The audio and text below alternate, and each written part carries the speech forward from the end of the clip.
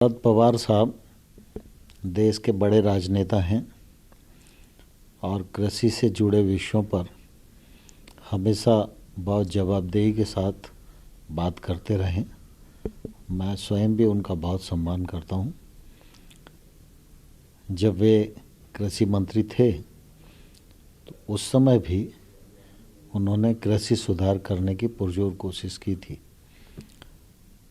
अभी आज उनके कुछ ट्वीट आए तो देखकर थोड़ा मुझे निराशा लगी और इसलिए मैं ये कहना चाहता हूँ कि कुल मिला के कृषि सुधार बिल जो आए हैं यह किसान को फसल का बेहतर दाम मिले और किसान कहीं से भी किसी भी स्थान पर अपनी मनचाही कीमत में अपने उत्पादन को बेच सके, ये बिल इसकी इजाज़त देते हैं।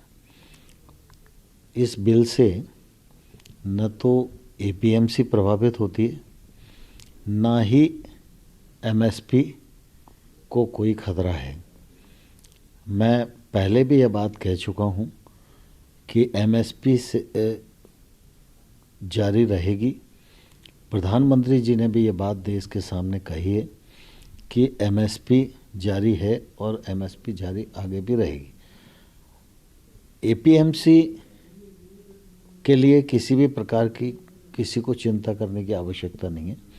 एपीएमसी का भी विकल्प है और एपीएमसी के बाहर जो ट्रेड एरिया है उसमें भी किसान चाहे तो अपनी फसल को बिना किसी रोक टोक के, बिना किसी टैक्स के किसी को भी बेच सकता है और अपनी मनचाही कीमत पर बेच सकता है। मुझे लगता है कि शायद शरद पवार साहब के सामने बिल के जो तथ्य हैं उनको शायद गलत तरीके से उनके सामने प्रस्तुत किया गया होगा।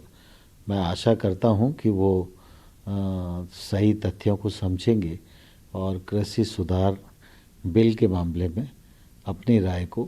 नमस्कार, मैं हूं मानक गुप्ता।